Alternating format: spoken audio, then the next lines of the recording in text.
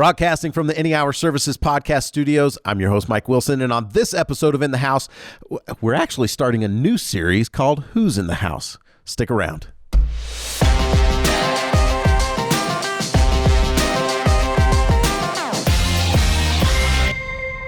Wow, first time hearing the new music. Are you familiar with the theme song of Who's in the House? I've heard it a few times. So you don't listen to the show. Nice, Mike. Set me up. I was wondering what the red button did.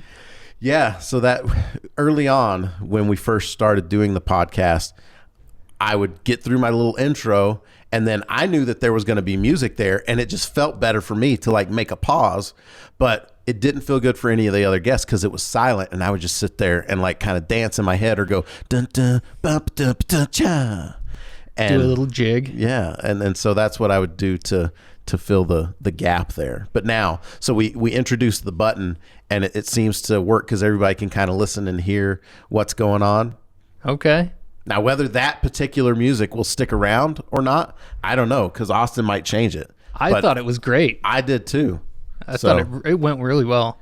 We're thinking about, you give me your opinion on this right here. Okay. We're thinking about putting like some words over the top of it, like lyrics. So when that plays, who's in the house? Who's in the house? Who's in the house? Who's in the house? Who's in the house? Like, you know, I don't know if that, thoughts? I actually wouldn't be opposed to that. I think that'd be great. Don't use that. I mean, as long as Mike did it, I think it'd work out. We could do a new segment where you sing the theme song, like the guest. You know, I like it the way that it is. Okay. It does really good. Stick it. Anyway, for those tuning in, you already know, or hopefully you already know, that In the House is a podcast. Ooh, did you hear my voice crack there? That was, thought I was past that. Okay. In the House is a podcast about the major systems in the house: electrical, plumbing, heating, and air conditioning. But we wanted to get to know the tradespeople, the men and women that work on those major systems in the house. And that's why we're calling this Who's in the House. It just happened to work out that way. So I don't know. Thoughts on the name? I haven't actually gotten feedback from people on the name. I think it makes sense. I like it. Who's in the house? And then you could put the name as the episode. Boom. You're my favorite one-on-one guest so far. Man, I know there's been some really stiff competition, so that's quite the compliment, Mike. Thanks. You are welcome. It's mainly because you're so you have so many good things to say about the show. Anyway, our first guest is actually an HVAC service technician at Any Hour Services. Corry, welcome to the attic. Thanks a lot, Mike. You like? So, what do you think about the attic? What do you think about, see, this is all kind of new, and I've been thinking about switching some things up. And so when I'm like, welcome to the attic, I've thought like, you know, radio talk show hosts, they usually have like a name for their studio. Okay. Like the one that I remember, like I used to listen to Jim Rohn when I was like, you know, doing new construction, we'd have it playing in the house. And He was always like, welcome to the jungle. And that's what he called his little studio or whatever, his little world that he was operating in. And I was thinking, well, it's a house. And we went through a lot of different things. We were like, welcome to the family room. I like the attic better. I did too. It flows a little more. I did too. You know, some others that we were playing around with, and I'm open to changing the name of it. So anyone listening, if you've got some ideas on what we should call the studio, we're open to it. But we were like, you know, welcome to the morgue. Attic still beats it. I think so. Let's see. Welcome to the bonus room. That one's probably second best. Okay. Welcome to the basement. It's not bad either. Welcome to the closet. Not cool at all. Welcome to the bathroom. Also not cool. Welcome to the shower. Not cool. Okay. I wrote down the attic, and so I just wanted to make sure. Sarcophagus. We also played around. Once we got onto the death theme, we were like, welcome to the sarcophagus. I like that one better than morgue. Yes, it is better. Anyway, we'll stick with attic for now. I like attic. Attic seems to flow the best. And you know what? Like, you know, looking at the wood and everything here, it feels more like an attic, I think, than anything. I think that's right. When you go up into the attic, you know, sometimes you'll have the plywood down so you don't fall through the sheetrock. Hopefully the plywood's there. True. You're like filling around through the insulation. And as long as those trusses are like spaced out the way they're supposed to. Have you ever gone through an attic? Not one time. I've been in a lot of attics, and there's been some close calls. There's been some times where you really have to, you know, grapple on and kind of leap to the next area. So it gets tricky. My least favorite attic. Actually, before we go to, we're off the rails. Remember how I said we had an outline? We were going to like, you know, before we go too much further, why don't you introduce yourself to those listening, how you would normally introduce yourself to anybody? Because you're introducing yourself to dozens of people, right? Actually, hundreds. Okay. Go ahead. No pressure. And like we said, lives forever. So posterity is going to hear this. So think about how, you know, history will judge us. For my how wife this episode actually goes. just watched my ride along video. I tried For the first time? For the first time. And I think what kind of supportive wife is that? I think, well, I didn't tell her. We just got married like a couple months ago. And I never told her. I think we were dating when we did the ride along. I think like early on. And I never said anything. And I think it popped up on like her YouTube, and she's like, wait a second. And so anyways. She's like, you're already famous. Yeah. Okay.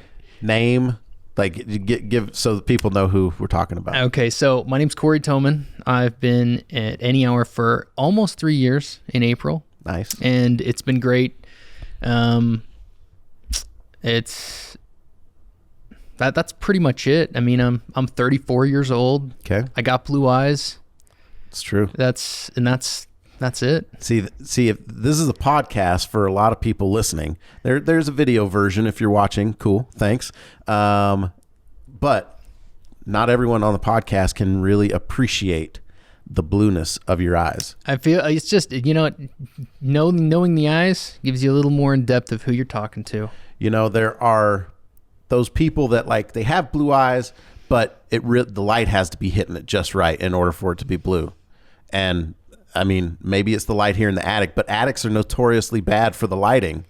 Still see the blue. You know, I actually love attics. I'll work in an attic all day. Yeah? Mm-hmm. Even in summer? Even in summer. It beats the crawl space. Even in summer? Yeah, most people like the crawl spaces that I work with. I'll trade attics all day. Why do you feel so strongly about attics versus crawl spaces? Crawl spaces are like dangerous, right? You go down there. Oh, okay. And there's you got to watch. Drama on the first episode. You got to watch for spiders, you know? Like, who knows what's going to be down there? There's things that can live down in the crawl space. Are there not also things that can live up in the attic? Not really. It's too hot. You've never heard of like attic rats? Don't really care for rats. Rats are fine. I know you don't care for. Wait, what? Yeah, You're not worried about rats? Nope, we can coexist. If they have a nest up there, I won't bother them. They let me fix the furnace. Like, we have an understanding. I'm gonna have to agree with you that like I spent a few years installing satellite dishes, and when you'd have to run those lines under the crawl space, and I've installed all over the country, and probably my least favorite were the crawl spaces in those moist, humid areas like Idaho. I was up there in Boise, and man, talk about the webs in those. Actually, I was on a job, and I don't know why. I was with another technician, and I don't know why the customer, I'm glad they told me, but they had a pet snake. And we show up, and we're like doing our walkthrough, and then they're like, just so you know, my snake has gotten out of its cage. And I don't love snakes. Same way I don't love spiders. And they're like, you know, snake has gotten out of its cage. We can't find it. We're looking. So, you know, if you find it, like, let us know. Because, you know, we'll be working close to baseboards and things like that. And I end up drawing the short straw and having to go down into the crawl space. And so go down to the crawl space. I'm doing my thing. And the guy that I was working with thought it would be funny because the customer, I guess, them colluded together. Oh, yeah. And they got a little rubber snake or whatever and put it at the like after I had gone into the crawl space and I'm like coming back, they had put it right there where I would have to like cross paths, and I did not enjoy that experience. But Okay, so but this show's not about me. I'm gonna have to. It's good to get a story myself. in once in a while, right? Mike. Okay, so how old are you? I'm currently 34. Oh, okay. Because How old somebody was might I? be. How old? What? How old was I when? No, just I thought I said how old are you? Okay, yeah. And then did. you like hesitated, and you're like, I'm currently 34. I was like, okay, that makes sense. That is how the I thought question you meant was. maybe when the story was happening or something. I don't know. Which story? Just the spiders, the crawl space, the attics. Okay. Yeah. Anyways. All right, cool. You mentioned you were married. How long you been married? It's been like 8 months now. 8 months. Mm-hmm. How'd you guys meet? Family dinner. Yeah, I know. Wait. Okay. We need some context here. Yeah, because like, how'd you meet your wife? Oh, family reunion. Yeah, similar. Okay. Well, let's hear about this family dinner. I told my boss this. He never lets it down.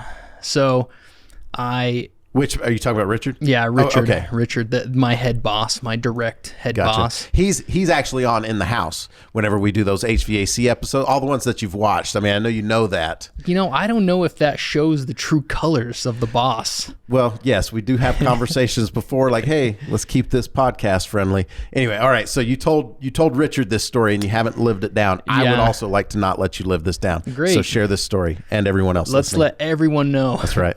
So Wait, what's your wife's name? My wife's name's Carol. Carol. Sorry, Carol. Here we go. She's like 100 times better than me, just to throw it out there. Most wives are. So my grandma, we went to dinner at my grandma's place, and my cousins, they live across the street. This is already, I know where everyone's thinking this is going. Okay. So my cousins are like, hey, the Thomans are over at grandma's house. Let's go hang out with them. And she was living with my cousin at the time. So, and she's cousins on the other side of my cousins, right? So, long relations, I guess. Okay. So she comes in. I didn't know like who she was. I'd never seen her before, which is weird because I've met all of her other siblings, all of them except I think her and her older brother. That was it. And I knew her mom really well. She babysat me as a kid. She's actually from the town my dad grew up in, which is really, really small. It's called Cokeville, Wyoming. It's super small. So my dad actually is best friends with her two uncles. So a little bit weird the way it worked out, but we started dating probably like 2 or 3 months after. My dad's best friends were her two uncles. So when we'd go to visit my grandma, which she lives like a few minutes outside of Cokeville, we'd spend a lot of time in Cokeville. So I knew her entire family, just never met her. And I wasn't going to date her just because it was kind of too close. What if it didn't work out, Mike? Mm-hmm. It could be, Be weird. Yeah, we don't want weird at all. Not in the family. There's a lot of dinners. There's could be a lot of awkward situations.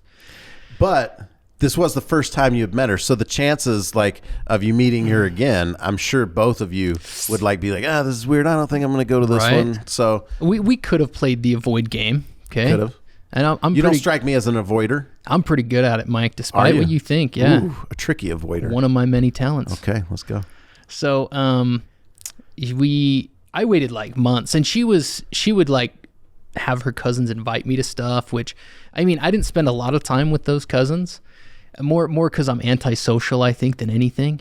I kind of just, when I get home, I just want to do my own thing and stay in and go to sleep early, whatever. Antisocial I've learned over the years, being someone who is, I've stopped calling myself antisocial because it's a little aggressive and makes it sound like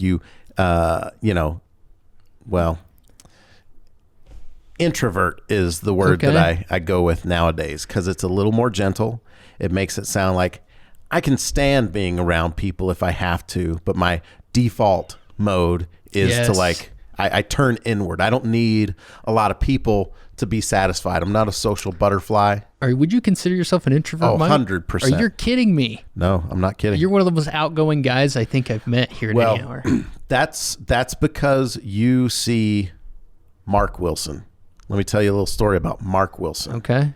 So my wife knows I'm an introvert, and the only reference that a lot of people, most people have to who I am as a human being is what they hear on the radio, what they see in the YouTube videos, what they see in the podcast. And I realize that like introvert Mike Wilson is not going to be the best representative, the best person to communicate those things. And so my wife mocks me and she's like, oh, that's Mark Wilson, Mark for marketing, because I'm over the marketing department. And so anyway, but yes, I'm an introvert. I can play a character. That's why I say like, I'm not like, I can do this, but that's not my default mode. If you come up on me in the streets, like you're going to catch me off guard and I might be like, hey, okay.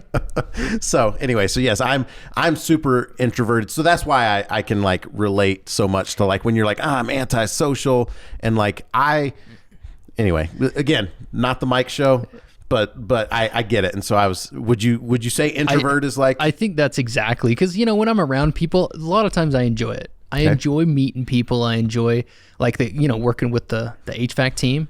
It's awesome. I like seeing the guys.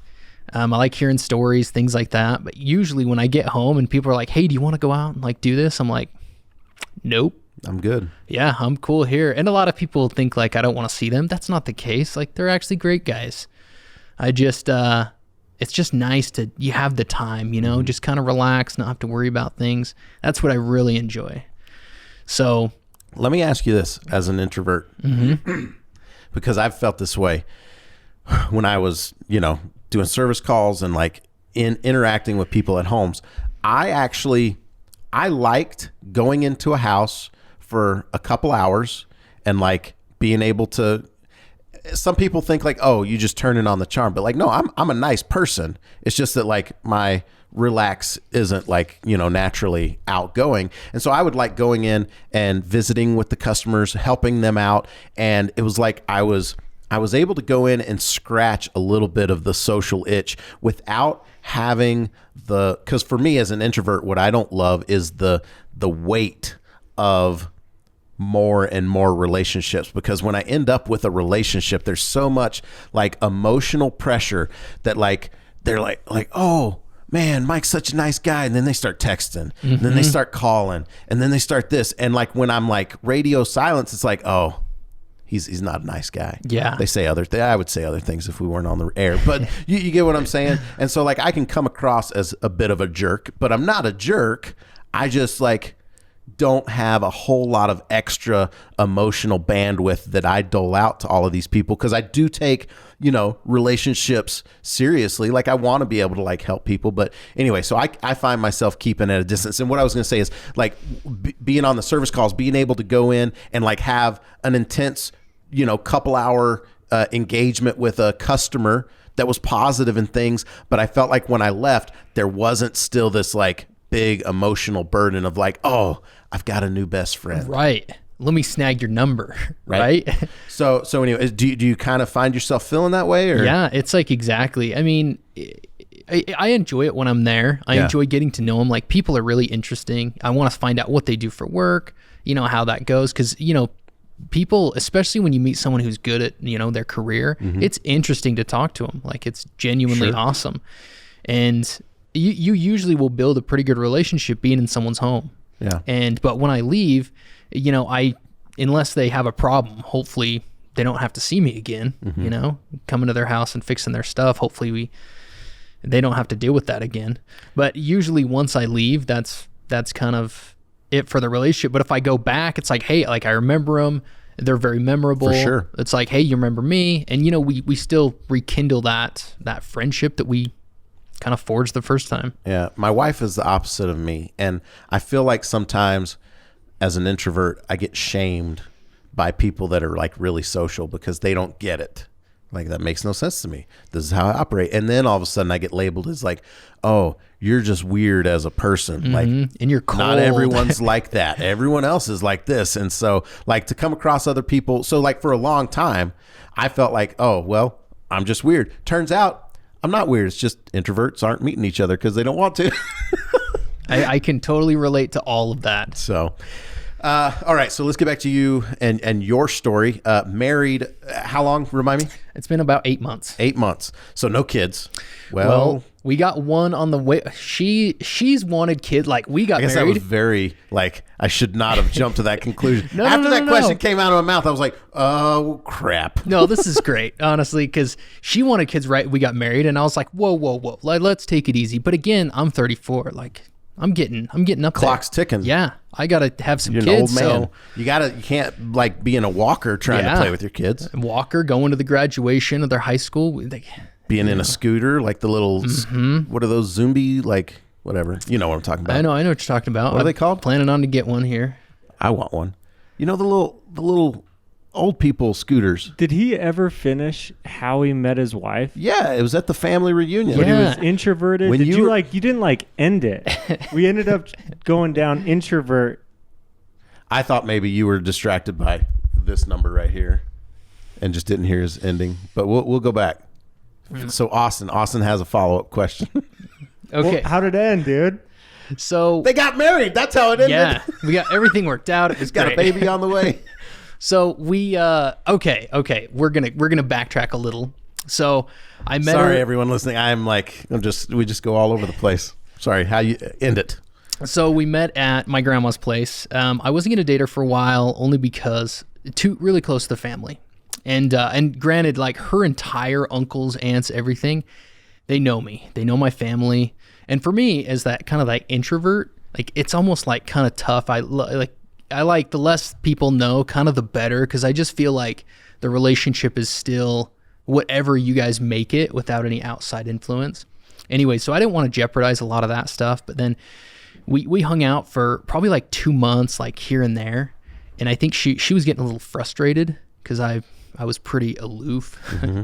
And my aunt's like, hey, like, are you going to date her or what? Like, she wants to date you. And I'm like, you think I should? And it was kind of like, hey, do I have your permission? You know, because she lived with that aunt, right? And so I decided, you know what? I'll give it a shot. Like, you know, it's going great. Like, I like her a lot. She's a great girl. I'd be super lucky. And we dated, and I knew pretty quick that, you know, she was one that I could see myself marrying and, you know, being together for, you know, ever, not having, we just didn't really argue that much. It was just a really easy, everything just fell into place. It never happened to me, and I'm old. Sure. So it worked out. We got married. She wanted to have kids like right off the bat. And me, I'm kind of like, you know what, let's have a relationship for like 2 years. And she kind of flipped the table. And after about 6 months, I was like, okay, like, let's just try. Didn't take too long at all. So we're like just past 3 months. Mm-hmm. So, well, congratulations. Thanks, Mike. And Austin. See, I felt like, and I don't know if it's because like we're on the same wavelength, but I feel like I got that out of his story. Like, I feel like I got that. I mean, he alluded to it, but he didn't say. I wanted to hear the words from his mouth. I wanted him to, you know, put the cherry on top. Okay. The happy ending. That's fair enough. Hey, you guys can just cut out whatever. No. It's, so far, everything's good. It's all staying in. Okay. So what do you like to do to unwind? Like, we know you don't like going to the club, going hanging out with people. So what do you do to unwind? Yeah, not much of a clubber myself.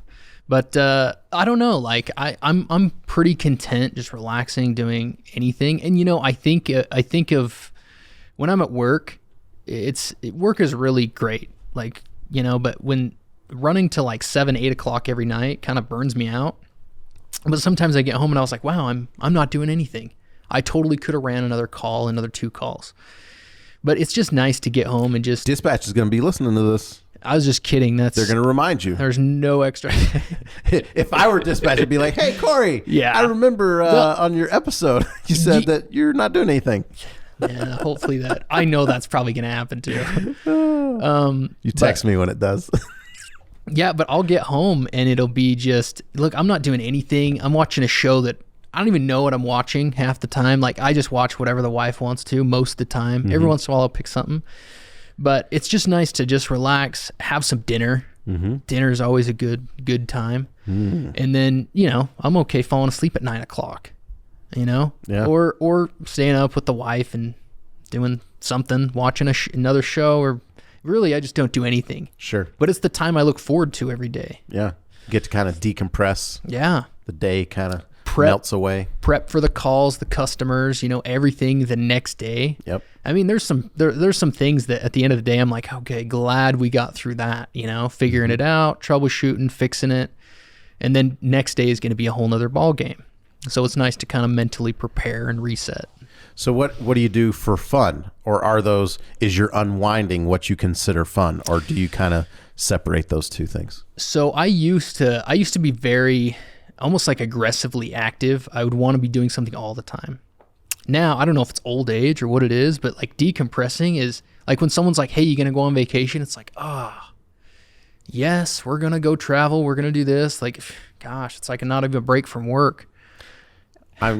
Whenever we go on vacations nowadays, actually it's been this way for a little while for me, but my wife like wants to like make an agenda for like every day and like, oh, we're going to go do this and we're going to go do this and we're going to do, what do you want to do? I'm like, I kind of just want to like chill out. Yeah. Like, hang in the hotel, maybe go to the pool, like, hop in the pool, cool off, lay in the chair, get hot again. I could do that. I could jump in the pool again if I get too hot, just kind of relaxing. And she wants to go in. She's like, why did we even come to this place? And I'm like, well, I came to this place because you wanted to come to this place. And now I'm glad because I actually have some older kids because now I can like make a deal and be like, look, I'll go on this excursion, but like, how about you and the kids go do this? And I'll just like jump in the pool, cool off. I'll get back on the chair, heat up a little bit. Like I'm just like you. Like if we vacation together, Mike, I think it would go well. Our wives could go and do the excursions. Do their thing. Yep. And like she's always wanting to do stuff, and I'm I'm the same way. I'm cool just laying out, jumping in the pool once in a while, jumping out again. Is there an age difference? Is she the same age, younger than you, older? Minor age difference. The way you said that makes it sound like I'm 34. She's 22. Close. Really? Close. Way to go. I mean, there's nothing wrong with that. And the older you get, the less that age difference is going to seem. Yeah. I mean, I act like I'm 21, like straight up. You just got finished telling the world that like, I go home and I just lay in bed. I'm not as active. Maybe it's because I'm old. And then you're like, I act like I'm 21. Well, mentally I'm 21. Physically, I like to lay around. Okay. But no, she's 22 wasn't too far off. She's 23. Okay. I might be 34. Okay. Maybe.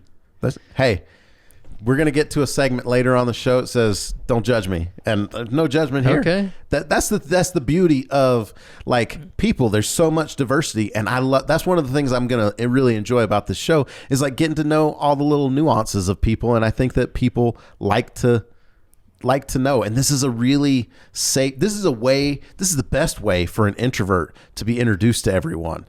Except that there's going to be a lot of people that like come up to you after they've listened to the show and be like, Corry, I feel like we're kindred spirits. I also like to lay around. Right. So you're going to have so many people wanting to vacation with you. And that's not going to that's going to defeat the purpose at that point. Because then you got a crew. So, okay, hang on. So fun. You used to be, I'm trying to remember what you said, aggressively active. So what would you do? What were these aggressive actions? I would just always be hanging around someone, doing something. We would have like pool days, like twice a week. We'd go to the pool for like 5 hours. And like there was someone's pool or like the public pool? It was like a community, like a private pool in like an HOA area. But I had some friends that there was probably 10 or 12 of us, and there'd be random people that we'd bring, throughout each time. We'd have like game night. We would just always be doing something, right? And it was fun. Like if we weren't doing something, we were bored, and it's like, okay, what could we do, right? And I don't know if that was I think that was just a time in your life where you don't have that much responsibility, and it's just fun. You kind of do whatever. Well, I'm going to switch gears a little bit because one of the things I want to do on the show is hear about how people ended up in the trades. Okay. And so I can't ever remember as I was growing up, anyone like when I was going through school and they'd have the career days or when they go around the class and say, what do you want to be, Tommy, when you grow up? I personally can't remember like anyone ever saying plumber or electrician or HVAC tech. I didn't even know what an HVAC tech was when I was that young. You'd hear doctor, lawyer, policeman, fireman, like those types of answers that they, put in the little kids' books. But so I'm fascinated by this, and I want to go way back with you, and we're going to just start like from childhood, and I'm going to walk you through the process, and hopefully we figure out how you ended up as an HVAC technician. Is that fair? Let's do it. Okay. So where did you grow up? I heard you mention Okerville, Coleville, somewhere where your dad... Cokeville, Wyoming. Cokeville, Wyoming. Tell us about Cokeville. So I didn't grow up in Cokeville. My grandparents lived there. Gotcha. I grew up in Alpine for the majority. Okay. And then a little bit in Spanish Fork, Salem area. So we kind of bounced around after, right as we got to about high school, we jumped to Spanish Fork area. Orem. I went to Orem for a year. So I've moved quite a bit. Okay. So talk to me about your childhood and how was it as a youngster? Honestly, it was just fun. Like, I had great parents, always provided us with, everything that we could ever want. And you don't realize how much maybe we took it for granted until you get older. And now you're a father and you're thinking, how am I going to, be as good a father as my dad was, So, but no, it was all about just playing with friends, sports, going to school. I had a great childhood. So high school is a defining moment for people. Like when you think back of like growing up, so much development and growth happens in high school. So tell me, and it sounds like you had several different high schools. Why'd you guys move around so much? So my parents actually separated when I was 12. So it was basically the tail end of 6th grade. Gotcha. And then my mom moved to Orem, and I lived with my mom for like a year, and then maybe 2 years. And then I moved back with my father, and he still lived in Alpine, but it was just like, that's where all my friends were. That's where everything was. And it was fun. I mean, kind of just my father and I together. And he kind of set some ground rules that kind of built our relationship really well as we went through. And I lived with him for another 4 years, and then moved with my mom for a year in high school. That's when I went to Spanish Fork, Salem. And then moved back with my dad, and not to like play musical houses, but it was just like kind of just how it went with my brothers and sister. I have two other brothers, one sister. And so, going to school with them, hanging around them, it was just different once parents separated, but it was a good thing. Both my parents, just kind of what needed to happen. Were you a good student? Like academically, how were you in high school? I was probably like a B. A B? I'm a B type of guy. Man, my parents would have loved me bringing home B's. I should have done. It's just like it's weird. You look back and like school just wasn't really a priority, right? Like you don't realize how important it is. And my parents. Is it important? I feel like it sets you up for just a preparatory steps to take to be successful, go to college, things like that. I should have taken my academic schooling a little bit more serious. But I mean, everyone probably says that. I should have done better. I should have taken it more seriously. But I just like now, like studying to me right now, oh my gosh, like it's like a handicap. So it's tough for me to really sit down and study a book.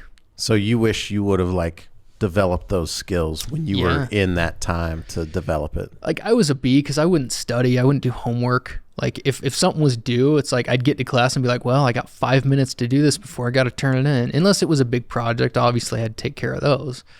But usually like I wouldn't remember what I had to do until I got to class. And I'm like, oh yeah, we got that quiz. Well, let me skim this book real quick. You mentioned, and I don't know if this was like after high school, but like you mentioned, playing sports and things. Did you play sports or do extracurricular activities in high school? Yes, I played a lot of basketball until high school, and then it went more towards football. And I probably should have played basketball. Everyone always says they should have, coulda, woulda, but I don't think I was good enough. The basketball team was like, they were really good. Like it was like another level. and I was not on that level. Which high school team is this that was another level? Lone Peak. Any of the high schools that you went to? Honestly, all of them. I don't know. Lone Peak was just, I graduated 2005, and I think we were at the tail end of a 4A, and we moved to 5A. I'm pretty sure we should have been 5A in 2005, but I think it was 06 when they went, but they just like crushed everyone and everything. We lost in football that year, of course, but everything else they did really well. But I remember playing with those guys, and I knew day one, I can't hang with these guys.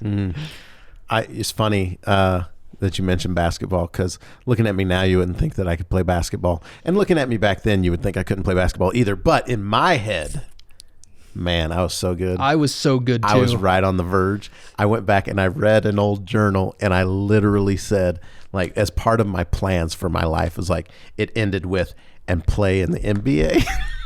I think never that's did. Really.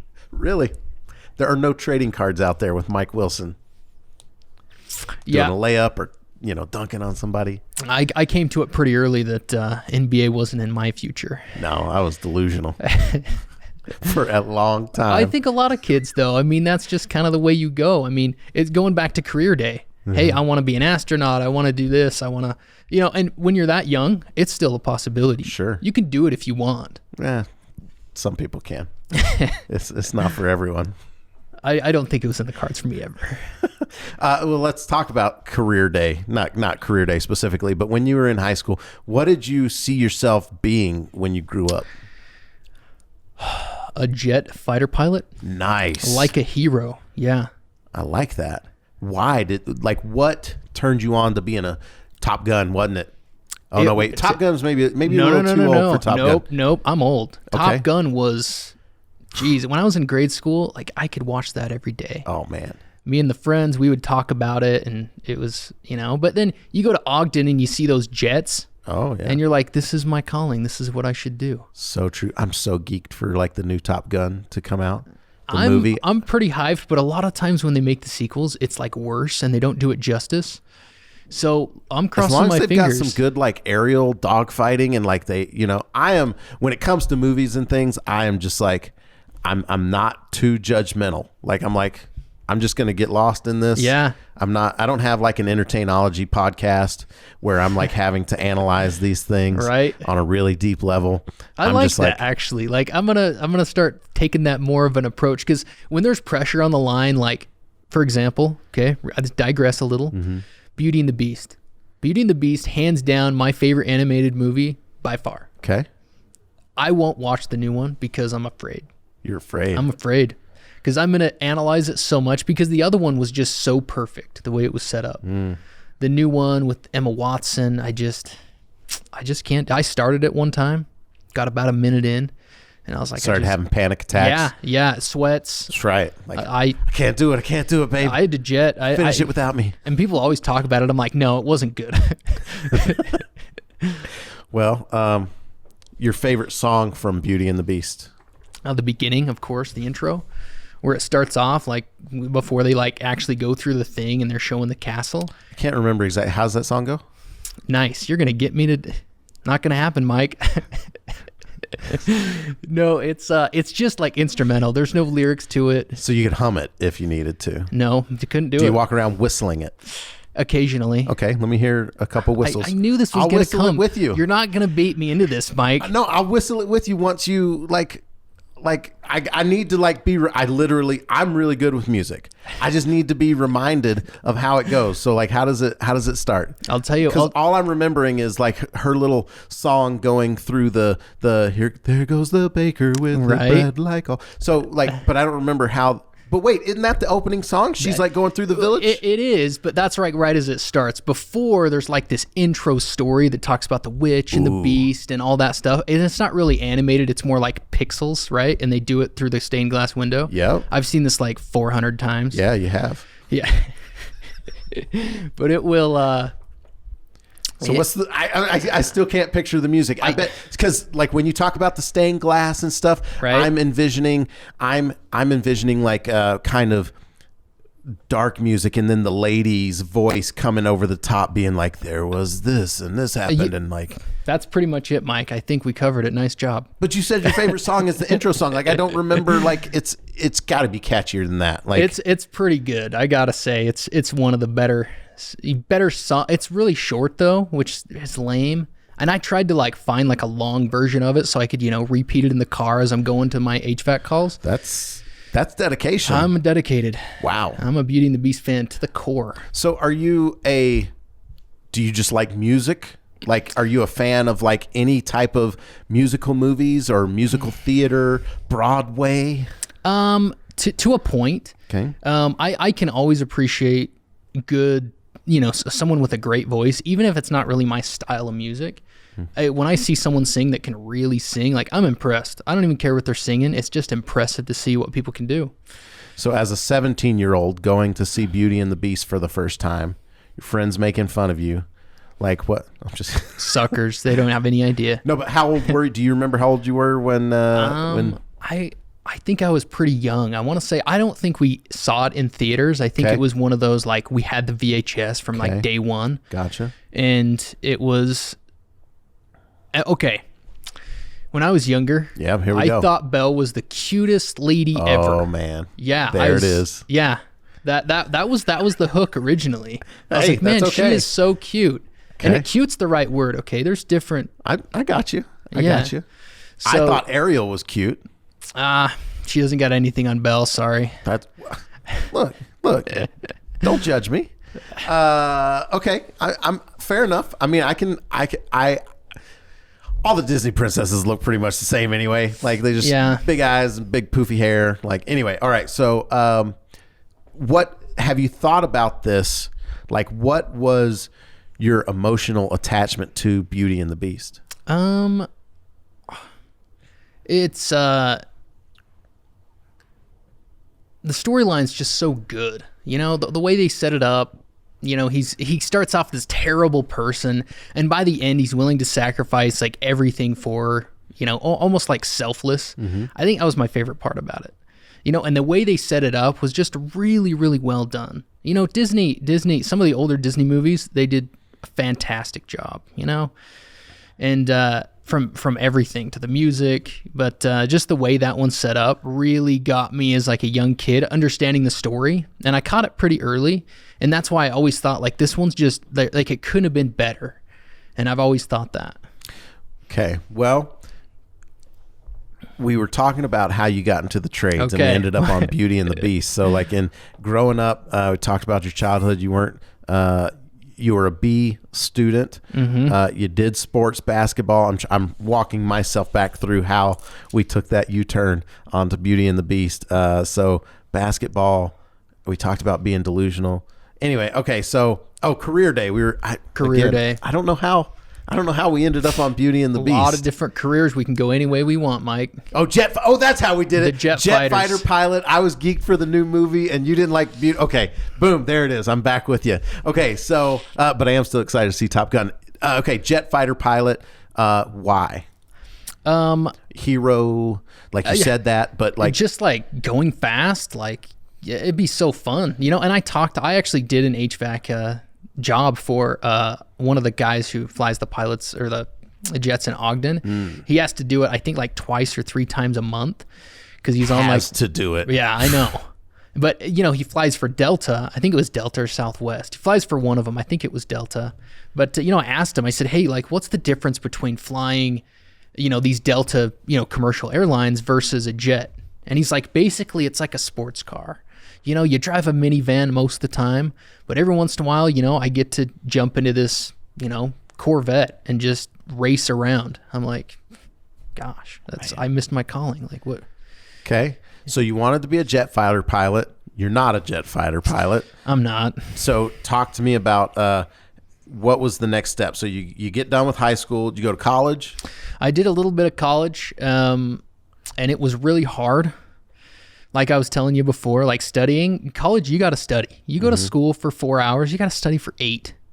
That was tough for me. Not for you. It's not for everybody. Yeah, I mean, and I should have just like bit the bullet and like finished, But it got to a point where a friend offered me another job because I was like, hey, I need a summer job. And I ended up doing that. And it was kind of one of those things you fall into. And I feel like that's kind of like how the trades a lot of times go. That it's like, you know what? Like, I don't like doing this. I don't like doing this. I've tried this. You know, I'm going to try something with my hands. And for a lot of people, you know, growing up, like, you know, my grandparents lived in Cokeville, well, outside of Cokeville on a ranch. And I loved going up there. I loved working with my hands, fixing the trucks and feeding the sheep and all that stuff. Like, it was just, I always just enjoyed it. It was fun. Even waking up early and going out to do some of the chores, it was rewarding. So, you know, working with my hands was never something that I shied away from. It was almost something I enjoyed and took pride in once you finish the job. So, so you go to college. What were you, what at the time, what did you think you were going to get a degree in? I wanted to go into management, like business management. Okay. Just because I liked working with people. Like, working with a team is really fun for me. You know, working with guys and helping them on certain things and progressing. And that's actually one of the jobs that my friend offered. Is he said, hey, why don't you come out and do this? It was basically like the Vivint technical installs, long time ago. And it was kind of new. Like, I never even heard of it. But I'm like, hey, I need a summer job. Sure, let's do it. Went out. Well, okay. Previously, I had knocked doors for 2 years. Okay. So I wasn't unfamiliar with the summer. Alarms, pest control, satellite. Like, what were you selling? Pest control. Okay. And it wasn't bad. It was tough. Hey, I sold alarms for a summer, and then I actually ran installs for probably 3 years after that, and ended up like running the entire installation. Mike, me and you were like the same. We're the same. I mean, I didn't marry my cousin, but I mean. Touche. Now I got another Richard on my hands. That's funny. Anyway, sorry. You can take that out if you want to. I don't care. No, don't leave it in. Richard's going to love it. Okay, so go back to you sold pest control for a couple of years. It was tough. And then what happened? It was tough. I mean, I did pretty well still, but you know, at the end I realized it's like, you know what? Like, I got to the point at the end of the summer where it's like, you know what? Like, I'm getting to the point where I just don't even care anymore. And that's when I knew, like, this is pretty much it. So I didn't want to do that anymore. Then my friend's like, well, why don't you come out and be a tech? Kind of like yourself. Man, so the same story. Yeah. That's how they get you. That's how they get you. And but instead of pest control, I went out for security. Yep. Right. And granted, like, at this point, I don't know anything. Like, I am handicapped. But my friend, so it's like a month into the summer, and my friend's office, the area that he is, they don't have enough techs for the volume. So he's like, hey, we need more guys. If you guys know anyone, let me know. Like, let's recruit them. So he talks me into it, and he tells the guy, like the guy over all the techs, he's like, no, he's been doing it for like 4 years. Yeah. But then his brother-in-law also works at corporate, and he's like, oh yeah, 4 years. Like, you need him out there. Like, make sure that you offer him like really good. That's right. So I got paid like way better than I should have. And I go out there, and I can't tell them, like, I'm not a dishonest guy at all. Like, I feel like there's this elephant in the room, and I just want to spill my guts and be like, hey, this is a lie. You're like, just so you know. I like Beauty and the Beast. Yeah, things like that. So I go out there, and I'm nervous just because, like, I can't blow their cover. They already lied for me. So now I got to perform. So I stayed up really late, like every night, just trying to study the programming, the wiring, all that stuff. And we were phone lines back then. Phone lines are tricky. I don't care what anyone says. Like, when you're learning it for the first time, it's something else. Yep. And the way you had to wire it was very, very particular in the security industry. So I stayed up late, and I would ride with all of the technicians because I was always the last one to get a job because I was the slowest, and they needed the fast guys to finish so they could handle the volume. So I would ride with all of them, and I'd be like, okay, I'm going to do this, this, and this, but I want you to show me this when you get to it. And they would kind of like bargain with me and be like, well, okay, fine, but you have to do this too, and then I'll show you my secrets, kind of thing. And I said, okay, whatever. So it was long days, long nights, but I loved it. It was so much fun. And I, after about a month, I was like, okay, like, I got a handle on this. And I loved the guys I worked with. They were all like funny. They were a little selfish, but we just had a blast. And they knew, because they're like, oh, you're a 4-year technician, huh? And they all knew. Sure. Anyways, so a month in, this guy comes out. I know this is getting a little more you're good. bigger story. You're good. This guy comes out, and he's there to shake the tree. Like there's some problems in the office, and by golly, he's going to fix them by whatever he's got to do. So he fires the head tech out there, right? Fires our boss. And we think and I think I'm done for. Like this guy knows that I'm a liar. So he, one day he's like, hey, can I talk to you for a second? And I'm like, oh gosh, here it goes. I'm just going to come clean. This is my, I'm executed. Right. And so he takes me to lunch and he's like, hey, I want you to be the head tech. We're going to get rid of this guy and I want you to take his place. And I'm like, whoa. And I fought him. I'm like, you have so many other options here. One of the guys, he's been doing it for 12 years. He's a champion. And he's like, no, it's not what we're looking for. We need these certain things. None of the guys have it. So anyways, my friend's like, well, if you're my boss, I'm quitting. I was like, well, we can't have that. So I just told him, hey, let's do it together. And we kind of split the money a little more unevenly, but it worked out. And it was a lot of fun. And we did really, really well. We got through the summer and then they wanted me to continue. And so I fell into that and just did it for 10 years. Wow. Yeah. And so I guess it was 9. So you worked, were they Vivint when you started or were they still Apex? It was actually not even Apex or Vivint. It was another company, but it was pretty much the same thing, just a lot smaller, which I like the smaller companies. It's a little more, I don't know, personal. Sure. So you worked for them, managing, were you a head tech over offices for that long, or did you advance to a regional? What? No, that's the thing. So I was just a head tech for about 3 years, and then we started our own company, me and a couple of reps, and it went good for it was really rough for 2.5 years or 3 Started years. Your own alarm company where you were doing the sales and the installs? Mm-hmm. So I was over the install portion, and we had quite a few techs that would, we'd be able to move around. But the reps, you kind of got to rein them in. Whew, so much. They'll be a little wild sometimes, and they want to do some things that just don't make sense on the tech side. Yep. As you can imagine. That's the thing that I learned, because and you may have gotten this, especially starting in sales. That being in door to door, that's where I learned as a salesperson, when I was selling, if the job didn't go in, it was always the tech's fault. Those dang techs, I tell you what. Then when I'm a technician, if the job doesn't go in, it's always the sales guy's fault. Those sales reps.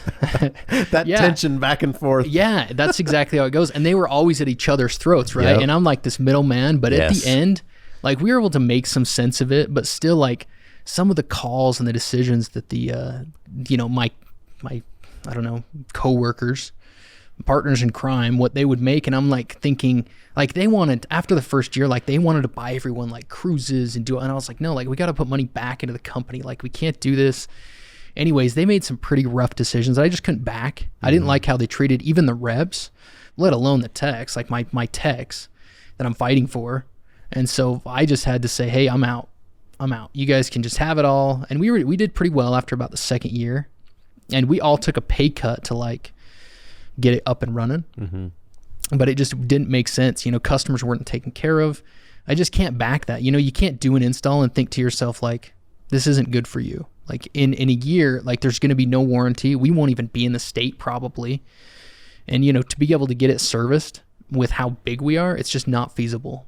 So how did you transition from that to was the next step to go into the HVAC industry, or was there something in between that? So it was to go in the HVAC. That was the next step, just because with everything happening, the industry was changing and reps were actually getting worse, really harder to deal with. Techs were kind of being shoved around a little bit, and it's tough for me to know that my guys aren't taken care of. So I just had to step out. And that's when Bridget's my sister-in-law, and she's always telling me, hey, you need to look at any hour. And she's been telling me since she started here. And I was always no, I'm good where I'm at. I don't want to restart. And then one day, things went south at work with upper management. And I thought, if I can't support my management, how can I do a good job, right? So that's when like I saw Bridget, we went to dinner, and I was like, you know what? I'm ready to make the change. Like, it's never sounded better to work at Any Hour. I don't care what I do. Like, I'll be drains, plumbing, whatever they need. I just need to get out of where I'm at. I don't care what the pay cut is. And so I applied. Lincoln interviewed me. We took a tour. And that's when I realized I came in a little cocky, Mike. Mm-hmm. You're probably the only one that's ever done that. Yeah, I know. It's the red in me. But no, so I took a tour, and, you know, going through everything, I realized Any Hour was a exceptionally well-run company, and I'd be lucky to be a part of it. That's when I realized.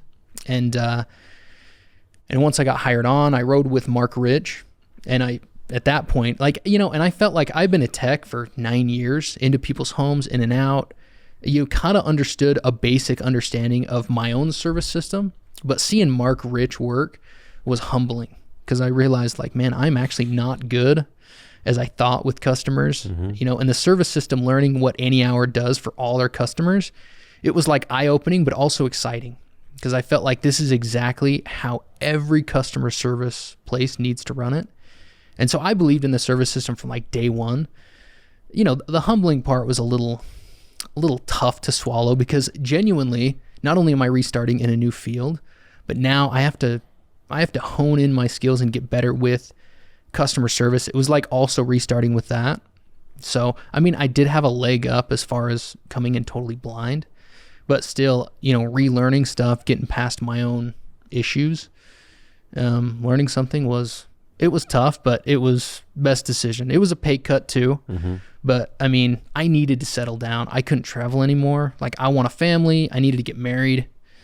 I was old already. And I really felt like I had wasted a lot of years of my life not investing into a great company with a very bright future.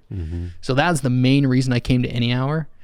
And, you know, luckily they recommended HVAC to me. Like, hey, this is what we want you to do. Because it was the right move. I've been really happy at HVAC. How was the learning curve with HVAC? It wasn't terrible. It was there was things here and there, and I still get stuck sometimes, but it's great that I have the support system of Any Hour. I can call a ton of techs that will, you know, are totally equipped to handle any questions without even seeing the furnace or whatever I'm working on, which is nice. But there's always stuff that I'm constantly trying to learn. There's never been a relaxed moment to think that I don't have stuff to work on or to understand. What, when you came in, you'd heard Bridget talking about it for a long time. You do the tour, you come in and you're like, oh, there's this picture that's painted for you. Talk to me, how was it different than what you expected coming into it? Because now you've been here, curtains pulled back, you see, you know, both sides of everything. Like, how was it different than what you expected? I think I didn't understand the process Any Hour has. You know, hearing Bridget talk about it, Bridget can talk, right? But Bridget's very, like, you know, it's all about other people with Bridget. She's very service oriented. So she didn't take this big, I work for this great company. You know, there was never this selfish, prideful endeavor of who she works for. So that's why coming in, and honestly, a part of me only knew Wyatt's vision. I knew how Wyatt was because she works with them very closely. And she'd give me examples about, you know, maybe tough decisions that he had made in the past for the benefit of the company. And I said, you know, and especially working with the guys that I did start in this other company, I just thought, you know, being in a position of running a company and being able to make that decision, that defines a great leader that, you know, I would work hard for. So that was the initial reason why I came in to interview. But not understanding really how good the company was that Bridget worked for. And then, you know, peeling back those curtains, and they're showing me their processes and exactly how they do it. And me being in a position to run a tech side of a company really opened my eyes to inventory, you know, inventory management. You know, service system alone was very well done as far as this is our goal to take care of our customers. Like, even that alone amazed me, because to get to that point in a company is extremely difficult, even to understand, let alone execute. And then meeting some of the guys, you know, riding with Mark Rich, meeting some of the other HVAC guys, I realized this isn't just Mark Rich. Like, this is all of their technicians. And, hiring my own technicians and trying to find the right qualities for the guy who's going to be responsible, it is very, very hard to find good help these days. And Any Hour has hired, like, I can't think of one guy that I even work with that it wouldn't be a privilege to work with them side by side. Mm-hmm. What are some of the hardest aspects of your job as a HVAC service tech? We see a lot of different systems. We work on a lot of different parts, and there's weird things that just happen. And sometimes, even me not seeing it, there would be times where some of the veteran techs would be like, well, I've never even seen that before. But let's start here, let's troubleshoot it. And it may take us quite a few hours to troubleshoot. And I think the hardest part is knowing, am I going to be able to take care of this customer? Can I fix this issue? And because you'll get 6 hours into a problem and it's still like there's no confidence, like nothing's working. You're troubleshooting, trying to eliminate problems. And finally, when you get to that one thing and you find out what it is, I think that is the toughest part, is just trying to troubleshoot some of the harder issues that you lack the confidence because nothing's really working. But, just keep moving forward, I think, is the only. What's your favorite aspect of the job, like the best parts for you? I actually, as much as it's tough troubleshooting, I actually like it. It goes back to, facing a challenge, getting over it, and then seeing the reward of being able to take care of the customer, telling them, hey, this is what the issue was. This is what we can do to fix it. Going through that thing and seeing the customer as, solving their problem. Because, especially when it's furnace, everyone needs heat, comfort, AC. They're big things once you get them working. So that's probably the best part about the job. Yeah, it's always good I always liked that feeling of going in and you're there, obviously, because this person has no clue how to take care of it themselves, and they're trusting you to figure it out. And then when you go in, and sometimes you make it look easy, and they're so grateful for the fact that you have dedicated your life to figuring those types of things out, and it's a really cool feeling. What would you say to somebody thinking about going into the trades, thinking about getting into it, or maybe they're weighing their options? What advice would you have for them? Well, I think there's a couple key things that really affect someone coming into the industry. Because the industry, you're always going to, I think, get that pride in yourself if you have the right attitude of being able to take care of customers, fix problems. But I this may be a little bit biased, but I sincerely think that the company you work for is going to have a massive impact on how your career goes, your outlook on it, basically everything to do with your future and your career and your attitude. Working for previous companies doing what I used to do and feeling like you're not taken care of, it goes back to, if I don't trust my management, how can I work my hardest and take care of my customers if I already have a bad attitude or I don't trust the company I work for? It totally changes your entire outlook on your current career. And you feel like, hey, going into this was a bad move. I actually just did a job maybe a week ago. A blower motor went out, and it was a landlord-tenant situation, but the tenants were related to the landlord. It was like an uncle or a grandpa or something. And the guy that was there, it was a kid, and he had just signed up for HVAC school days before. And he was wanting to see what was going on and asking me advice. And the only thing that I could really give him was, you want to find a good company that you trust, that you work for. And he wanted to get through school, but I wanted him to know that's going to have a gigantic impact on how your career goes, who you invest in. Because it's a two-way street. You invest into the company you work for, they invest into you. And hopefully he, applies it anyhow. So how, if someone is looking at getting into a trade, and your advice is to be wise with the company that you choose, how does someone choose the right one? Like, do you have any advice of like what to look for, both ways, what to look for good and what signs of like, you might want to stay away from this? I think it's tough going from the outside in because like me, I didn't understand all the aspects of any hour. The only thing that drew me to any hour was what I understood about, things that Bridget would say. And they were just things like, she'd be surprised of things that, Wyatt would do for the company. And she'd just say, I just don't understand this, or he's just a good guy sacrificing for, his employees. And any company owner who's willing to sacrifice for his employees rather than over money, I think that is the biggest tell. Money will get everyone, right? Everyone wants to make money.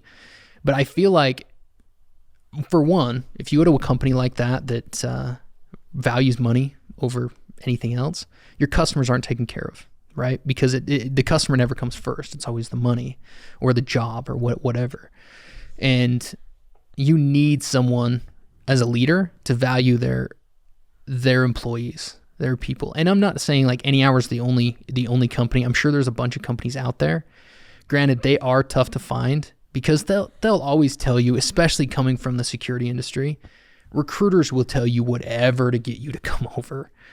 They'll always promise you the world because they want you to work for them. They want your hard work. They want you to invest into them. And guys get 10 years into the industry. It's like, well, I can't switch companies now. I can't start at the bottom. I can't trust someone else. What if it ends up the same way? So a lot of people build a resentment in their industry based on the company or how they were treated as a whole. And, I think more often than not, you're going to work for the companies that don't make the right decisions at the hard times. And, I've searched for it for years. I don't care what I got to do, but I need to work for management that I trust, that I respect, that I know has my best interest at heart so that I can progress, so that I can, be happy when I go home to my family. So that was, it's tough to find. And I don't really have a perfect formula to say, hey, this is what you need to look for. That's up to you to discern when you go in for an interview to ask the hard questions. Ask certain protocols that hey, what about, how do your warranties work? Ask these questions that really don't make sense for a company because they'll lose money if they do warranties, if they are aggressive at them to make sure customers are taken care of. And then you can't risk sticking around if they're making those bad decisions. You can't waste your time. You can't continue to invest into a company that's doing that. That's like probably the one thing that I would say when someone's starting out. You need to make sure that whoever you're working for is taking care of you and going to advance your career to make you a better technician. Well, that's one of the things here. Our first core value is win, win, win.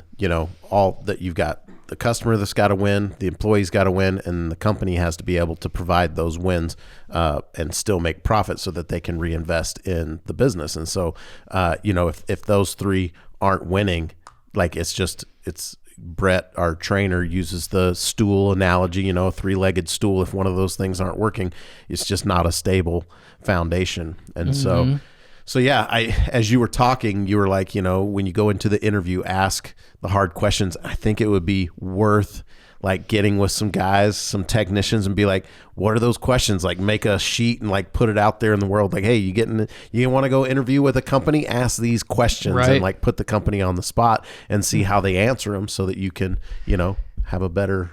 Yeah. Like a lot of people are nervous about interviews. Like, hey, I don't want to interview for this job because I don't want to feel like I'm not good enough. Like interviews are a two-way street. Yeah. Like I'm interviewing to know, are you worth my investment? I'm investing my life to you. I'm dedicating, getting up every morning at, 5 a.m. to make sure that I can be on your job, responsible, ready to perform, right?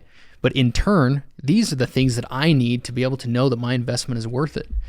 So like I did the same thing coming in any hour. I interviewed with Jeremy. I asked him some questions, and it's not an intimidating factor, interviewing with people because you need to make sure that you're not wasting your time at all. So what does your future look like in the trades? Like when you look forward 5-10 years, like what do you see yourself doing? Say it. It's okay. This is a safe place. I mean, no one's listening. Yeah, this is just me and you, Mike. Just me and you.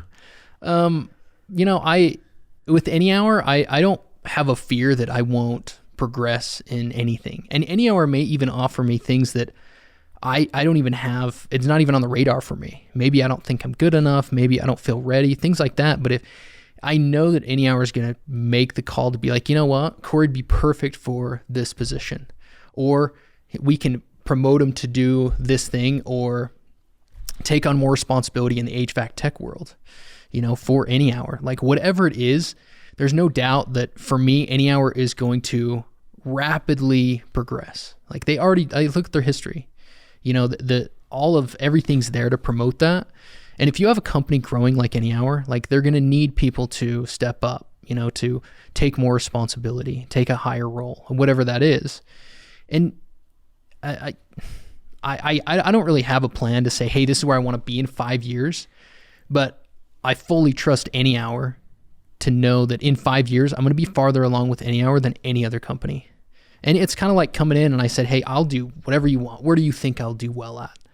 Right? And that's when they said HVAC. It's the same thing to say, hey, where do you want me in 5 years? That's what I'll work towards, because I trust the company enough to know that they have my best interests at heart. So I'm fine with whatever I end up having to do. I'm pretty easygoing if I know I'm taken care of. And I've been more than taken care of at Any Hour. Sweet. Well, we're gonna wrap.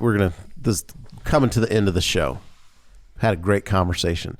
Is there anything that you want to say as we're wrapping up? I don't know. I mean, did we cover everything we need to know about Corry? It sounds like we're just scratching the surface, because I could have taken a whole lot more tangents. We could dive a whole lot further into your movie preferences, go deeper into the musical side of things. I think there's other things that we could connect on, but we'll save those for, the follow-up, the to be continued. Okay. But I didn't know if you wanted to give shout out to anybody. Do you know what you're having yet? You're 3 months. This is how oblivious I am. I don't know if you know the gender of the baby at 3 months or not. We're not supposed to, but at 17 weeks, I think you can. It's like a 3 or 4 week earlier thing, and my wife fought tooth and nail to make sure that she knew. So we ended up paying the extra to find out what the gender was. Gotcha. I was kind of like, hey, we can wait. It's not a big deal. But anyways, it's a boy. Nice. Yeah. And I think her family really wanted a boy. Her dad wanted to have a grandson. So we're pretty happy with it being a boy. Do you have a name picked out yet? No. We've argued a little bit, but I haven't. I mean, she wants weird names like Rhett. Sorry for anyone listening whose name's Rhett. Thomas Rhett. Rhett's the last name now in my head because of Thomas Rhett. Yeah. Anyway, okay. Rhett. What else? Rhett. She likes Sawyer. Tom Sawyer. Well, she got a thing for last names for first names, right? I don't know. All right, keep going. What do you think of Sawyer, Mike? What do I think of Sawyer? Yeah. Actually, because I watched too much TV, wasn't there a character on Lost? Yeah. Named Sawyer? That's what I think too. Well, he was kind of a dirtbag in the beginning. He was like that, the guy that people didn't like. But as it went on, he was a cool dude. I looked at Sawyer and I was like, wish I was a little bit more like Sawyer. Yeah. Think people would dig me. Out of all the names, that one's the one that I don't hate. Okay. So I can't. What go are with some Red. others? What are your ideas? I don't really have any very good ideas. You guys are still open to suggestions? Yeah. Okay. What do you got? Everyone listening, boy names. Do you have any parameters? I don't want anything really basic and not like Corry. That's a basic name. That's super basic. Yeah. All Corrys are dumb. Yeah. John's. No offense, John. I like the Johns that I work with, but they're just kind of, basic. I want something a little John different. John is so basic. Right. That when they can't identify someone, what do they call him? John Doe. Uh-huh. Mm-hmm. Yep. Keep going.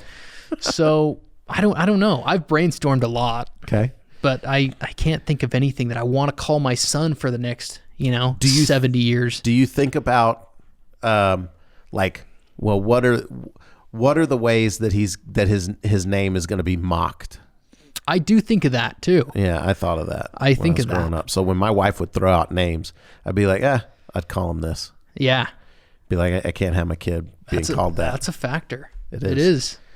So if anyone has any, good suggestions, okay. I don't know, comments or whatever. Light them up, community. He wants some comments. He wants some names down in the. So in addition to naming the attic, another name for the space, we want some boy names for Corry and his wife. And if they're good, I'll fight my wife for it. Tell you what, but hey, don't be mad if like you say your name and be like, well, he took it. Like a lot of people do that. It's not cool. Oh, so like if they have a favorite name, yeah, and then you use it, and then they're like, there can't be another person on the planet named John. That was my name, but I was gonna name my kid. All right, if you are very possessive of your baby name, your dream baby name, yeah, don't suggest it in the comments because they might take it. But I do need some names that I need to suggest to my wife to say, hey, these are some good names. Because right now it sounds like all you're doing is just naysaying. You're just poo-pooing every name that she comes up with. And she's like, well, what do you got? And you're like, I don't know. Exactly. Can't be basic. I'm more of like the negative, like, put down currently. And I need to build up. So you're one of those guys that like see all the problems with what's suggested, but you don't come with any solutions. That's where we're at. Okay. Well, let's help them out, folks. Before you go, we have a segment of the show that we like to call Don't Judge Me. Okay. So I'm going to give you a bunch of either or options, and you're just going to tell us which you prefer. No need to overthink it. No need to explain it. Just whatever comes to mind. Super simple, super fast. And remember, no one's going to judge you. Okay. Okay. You ready? Here we go. Spicy or mild? Mild. Water or soda? Water. Country or pop? Oh, he hesitates. Ooh.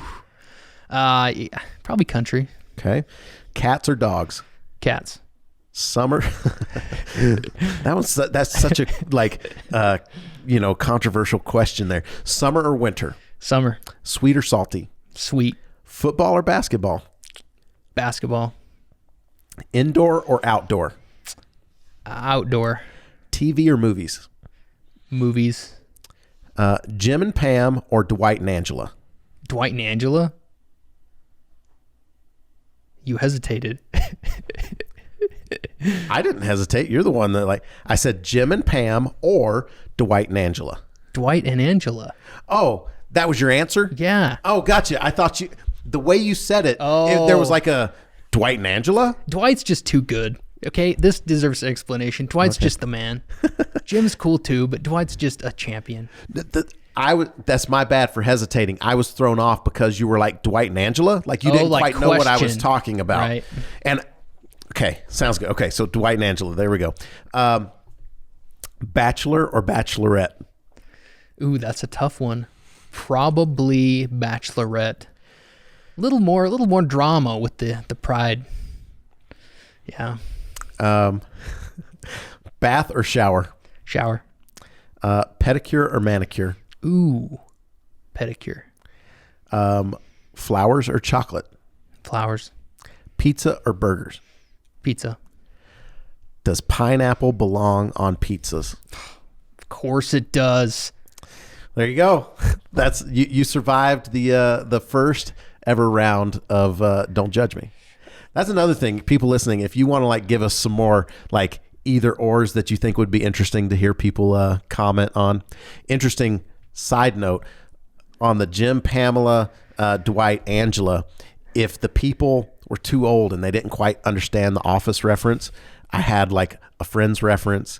We went back, we were trying to go back some different shows. So it's we'll ask the first one oh, you clearly don't know what I'm talking about. Let me ask another one. Well, what's the Friends one? Ross and Rachel or Chandler and Monica? Jeez, probably Chandler and Monica. I from a couple standpoint, it feels like their relationship was much more stable. Yeah. Had more of a chance to go the distance. And speaking of Ross, I can't get past, he may have been all cool and friends, but once I saw him in Band of Brothers, I can't see him any differently right. than whoever that guy Oh, was. in Band of Brothers? Yeah. I haven't seen it. Thank goodness. You're glad you haven't seen it because you like Ross? Well, Or- friends is friends, you know, like Joey's obviously the best. Like, let's be Forget about it. Yeah, let's be real. But no, How like you doing?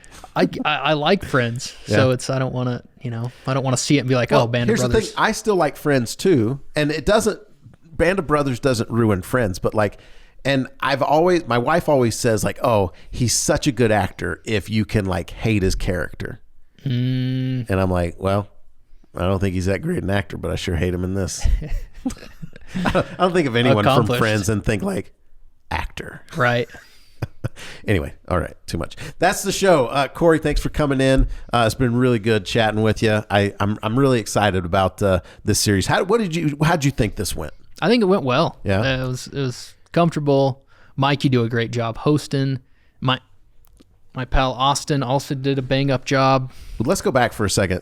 Did you guys hear what he said about the host? How good? Cam didn't hear that. Oh, Cam, listen up real quick. What were you saying? I was just saying, Cam and Austin, you guys do a great job. Wait a second. What? That's all Cam heard. That's all he's going to remind me of. All right. Well, we'll be back next Tuesday with a new episode of In the House. If you want to know more about Any Hour Services, visit anyhourservices.com. I've been your host, Mike Wilson, and you've been listening to In the House. See ya.